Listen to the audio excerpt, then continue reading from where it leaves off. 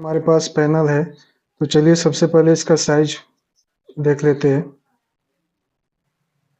इसकी चौड़ाई 350 mm, panel का लंबाई 250 mm और इसका जो डेप्थ है वो है 200 mm। इसके बाद देख लेते हैं कि इसमें क्या क्या इलेक्ट्रिकल इक्विपमेंट यूज हुआ है। तो सबसे पहले आपको ये इंडिकेटर दिख रहा होगा, ये 230 वोल्ट एसी का इंडिकेटर है। इसके बाद से यहाँ पे ये आपको सेलेक्टर स्विच दिख रहा होगा, ये की टाइप का सेलेक्टर स्विच है। ये चाबी इसमें लगता है, जहाँ से इसको ऑटो और मैनुअल, इसमें दो ऑप्शन है। ये 2 पोजीशन का है, इसको आप की को बाहर भी ऐसे निकाल सकते हैं। तो जिसके पास ये की रहेगा वही इसको ऑपरेट कर पाएगा, इसलिए आउटडोर में कहीं तो लगने वाला है, तो इसलिए जो है ऐसा सिस्टम इसमें आता है। इसके बाद फिर अंदर देखेंगे तो यहाँ पे NONC का यूज किया गया है, ये NO ये NC। उसके बाद फिर ये है GIC का डिजिटल टाइमर, और ये है 3 पोजीशन का टेक्निक का है। ये 63 एम्पियर का ये कॉन्टेक्टर है, और ये हमारा CTS 6 UN का ये टर्मिनल्स है, RYB ब्लैक। उसके बाद चलते हैं इसके वायरिंग की तरफ। तो वायरिंग इसमें 2 प्रकार से की जाती है। पहला तो पावर वायरिंग किया जाता है, उसके बाद से फिर कंट्रोल वायरिंग, यानी 2 तरह से वायरिंग किया जाता है। तो चलिए इसके वायरिंग के बारे में देखते हैं। तो इसमें 2 प्रकार की वायरिंग होती है, एक पावर वायरिंग और दूसरा कंट्रोल वायरिंग। तो पावर वायरिंग कैसे करते हैं वो पहले समझ लेते हैं। यहाँ पे RYB और ब्लैक, यहाँ से हमने 3 बार लिया, ब्लैक को छोड़ दिया है, न्यूट्रल को, सिर्फ RYB 3 फेस लिया है।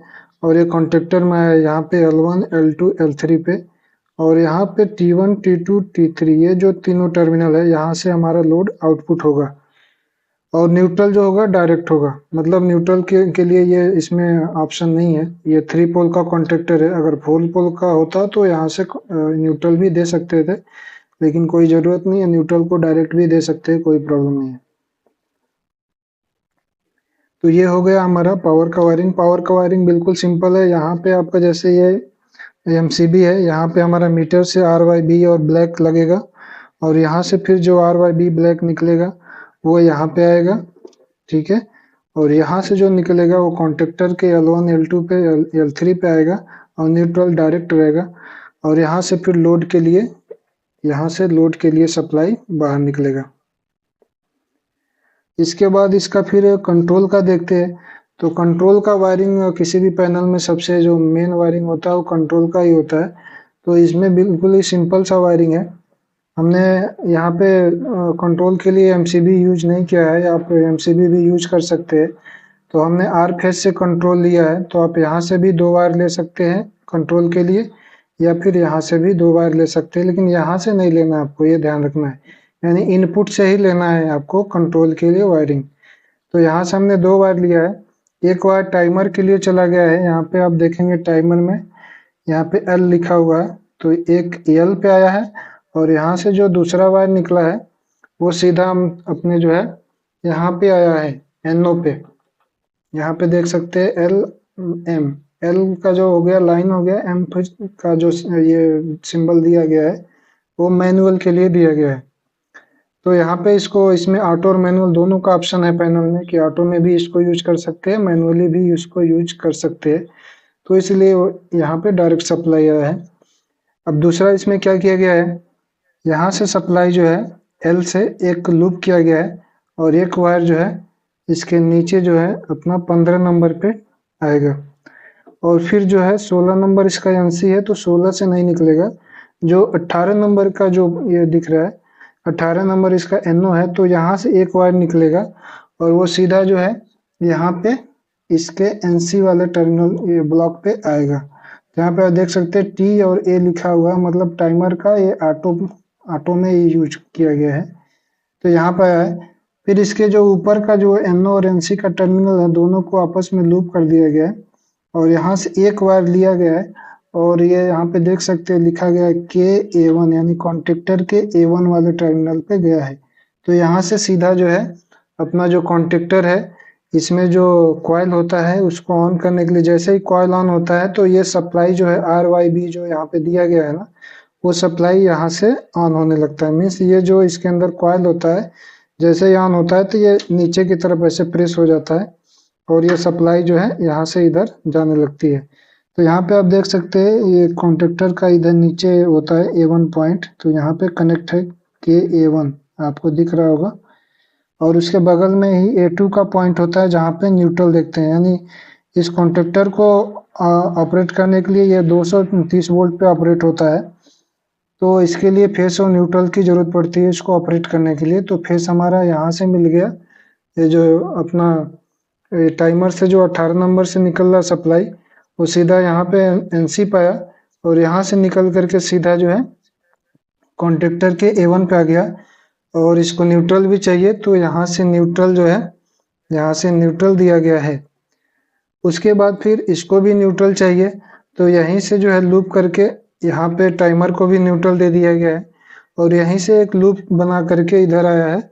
और ये जो यहाँ पे इंडिकेशन लैंप लगा है, यहाँ पे भी आप देख सकते हैं न्यूट्रल यहाँ पे आया है। उसके बाद फिर यहाँ पे इसको ऑन करने के लिए जो सप्लाई है, ये हमारे टाइमर का जो ये NC पॉइंट है ना, यहीं से जो है एक लूप बना करके यहाँ पे दिया गया है।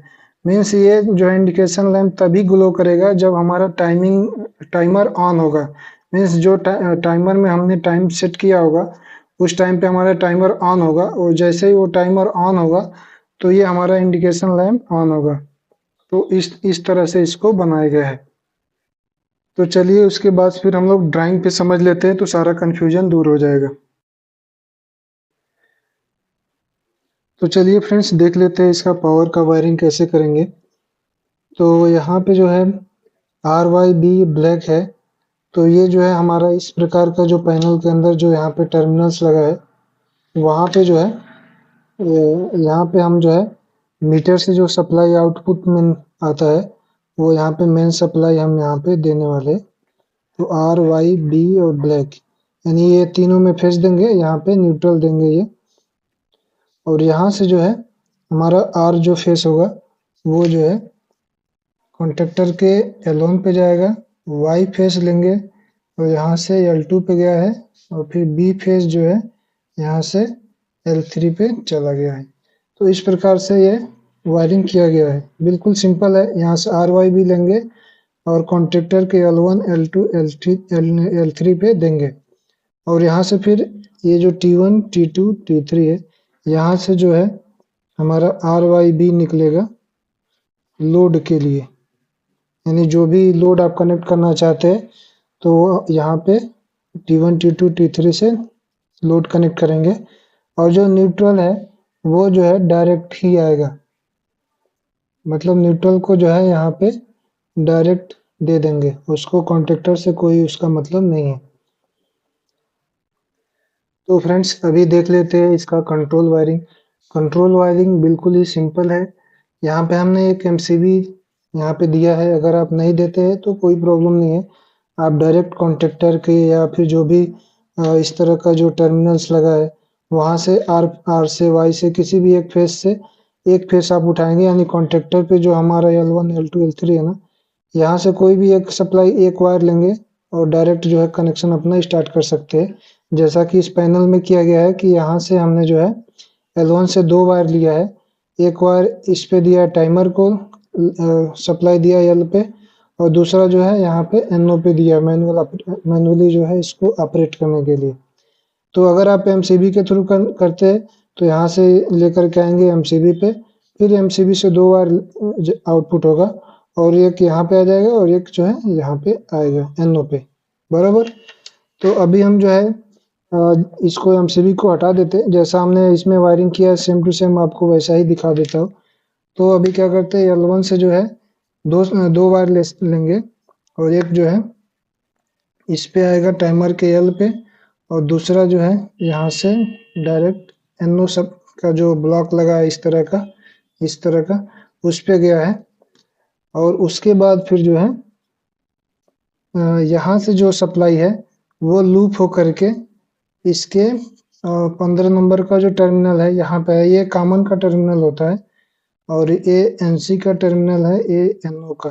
अगर आपको एनओ एनसी क्लियर नहीं है तो कोई प्रॉब्लम नहीं है, मैं उसके लिए एक अलग से डेडिकेटेड वीडियो बनाऊंगा, तो उसमें आपको डीपली पूरा समझा दूंगा। लेकिन अभी सिर्फ कनेक्शन का देखते हैं कि कैसा इसका कनेक्शन किया गया है। तो 15 नंबर पे ये कॉमन है, जैसे ही टाइमर का जो टाइमिंग होगा वो जैसे ही टाइमर ये ऑन होगा तो ये सप्लाई जो है यहाँ पे आएगा और यहाँ से सप्लाई मिलने लगेगा। यानी अब ये जो सप्लाई जाएगा, ये वायरिंग जो हमने किया है यहाँ से सीधा जो है इसके एनसी का जो टर्मिनल है वहां पे गया है। तो यहाँ से इसको जो है एनसी पे दे देंगे। ओके, यहाँ पे एनसी पे देने के बाद जो है ये दोनों को लूप किया गया है, इन दोनों को लूप कर देंगे और यहाँ से जो सप्लाई है इसको लेकर के हम जो है कॉन्ट्रैक्टर के A1 पे दे देंगे यहाँ पे, बराबर। उसके बाद फिर इसको इंडिकेशन के लिए जो है एनसी से जो ये टाइमर का सप्लाई आ रहा है ना, यहाँ से टाइमर का 18 नंबर का जो सप्लाई एनसी पे आ रहा है, यहीं से जो है हमने एक वायर लिया है और ये टाइमर को यहाँ पे दे दिया है। और न्यूट्रल जो है सबका कॉमन ही रहता है, तो न्यूट्रल आप कहीं से भी दे सकते हैं। और इसमें भी न्यूट्रल आप यहाँ पे जो RYB का इस तरह का जो जो टर्मिनल्स लगा है, तो जो न्यूट्रल का ये वाला टर्मिनल है वहां से एक वायर आप उठाएंगे और यहाँ पे A2 पे दे सकते हैं, यहाँ पे न्यूट्रल दे देंगे। फिर यहाँ से एक वायर लेंगे तो इसको न्यूट्रल दे देंगे। फिर यहीं से या यहाँ से कहीं से भी आप एक वायर ले करके और यहाँ पे भी न्यूट्रल दे देंगे, तो न्यूट्रल सारा कॉमन हो जाता है। तो न्यूट्रल आप कॉन्ट्रैक्टर में यहाँ A2 जहाँ भी A2 लिखा होता है वहाँ पे दे सकते हैं। तो ऊपर अगर आसानी है तो ऊपर दे सकते हैं, नहीं तो अगर कॉन्ट्रैक्टर में नीचे A2 का पॉइंट दिया है तो वहाँ पे भी हम न्यूट्रल कनेक्ट कर सकते हैं। तो इस प्रकार से इसका कंट्रोल का वायरिंग किया गया है। फ्रेंड्स, अगर कोई कंफ्यूजन हो तो आप कमेंट बॉक्स में जरूर बताइएगा। अभी हम चलते हैं जो है इसका टेस्टिंग करते हैं, लाइव टेस्टिंग करके भी आपको दिखाता हूँ कि पैनल वर्क कैसे करता है। तो यहाँ पे फ्रेंड्स हमने फेस और न्यूट्रल को सप्लाई इधर कनेक्ट किया है। यहाँ पे आप देख सकते होंगे, यहाँ पे आप देख सकते हैं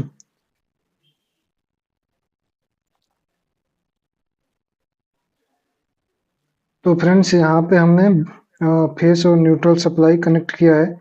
ये रेड वाले में फेस और यहाँ पे ये न्यूट्रल है ब्लैक में।